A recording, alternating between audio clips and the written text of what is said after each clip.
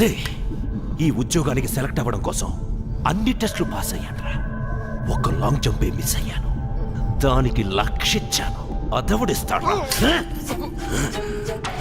ఉద్యోగం వచ్చాక పోస్టింగ్ ఇచ్చారు శ్రీకాకుళం, మావోయిస్ట్ ఏరియా. ట్రాన్స్ఫర్ చేయించుకోవడానికి 5 లక్షలు ఇచ్చాడు రా. అదవడిస్తాడు. ఈ సిటీకి పోస్టింగ్ కోసం 10 ఇచ్చా. నీలాంటి వాడు మారకపోతే ఆ బొక్కంతా ఎలా పుడుచుకోను, 4 డబ్బులు ఎలా వెనక్కేసుకోనరా. నా పెళ్ళాన్ని పంపమన్నా, అది కూడా మర్చిపోయి క్షమించేస్తాను. మారరా? మారుతానని ఒక్క మాట చెప్పరా? ఒక్క మాట చెప్పరా? ఒక్క మాట చెప్పరా? సార్, ఏంటి? మిమ్మల్ని కలవడానికి వాడి చెల్లెలు వచ్చింది సార్. ఓ, వీడికో సిస్టర్ కూడా ఉంది కదూ. ఇట్నుంచి కాదు, అట్నుంచి నరుకొద్దాం.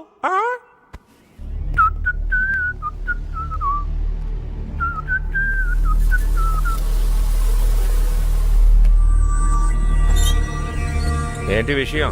మా అన్నని ఎందుకు అరెస్ట్ చేశారో, ఏ ఛార్జ్ మీద అరెస్ట్ చేశారో తెలుసుకుందామని వచ్చాను.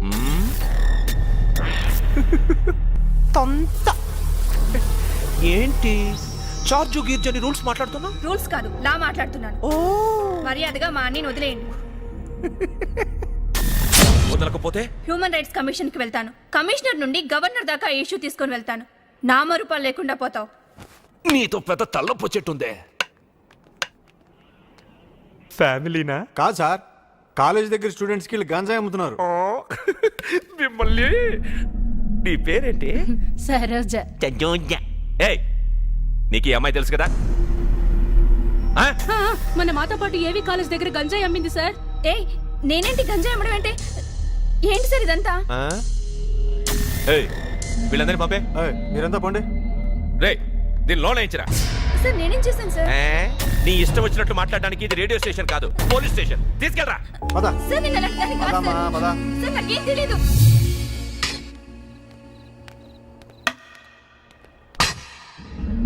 ఏయ్ ఇట్రా, ఎవరే ఇది? మన ఏసీపీ గారితో రూల్స్ మాట్లాడింది, అందుకనే ఇక్కడికి వచ్చింది. తలుపుతీ.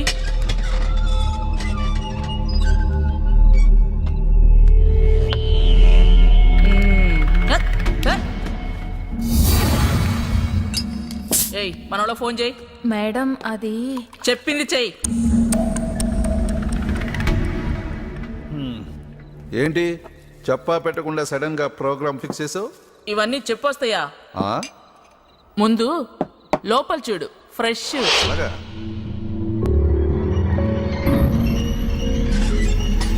పాపా, భయపడుతున్నావా?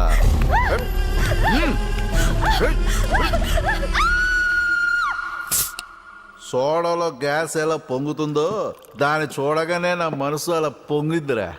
సార్, నేను కూడా వెళ్ళొస్తాను సార్.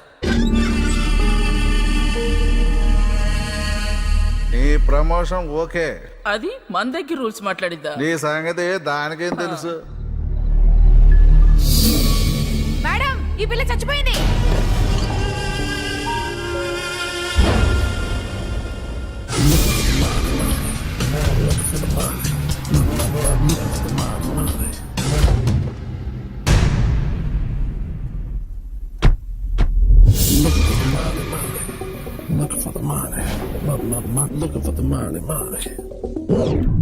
మేము చెప్పిందంటే నువ్వు చేస్తుందంటే. అవును, పీకుతానా? నన్ను పీకలేదు. మీరు నన్ను ఏమన్నా పీకుతారా? ఏవి పీకలేరు. వాడు కోర్టులో నోరు విప్పితే వాడికి మీకు కలిపి హ్యాంగ్ పడుద్ది. అప్పుడే కదా నేను అడిగినంత నోరు మూసుకొనిస్తారు.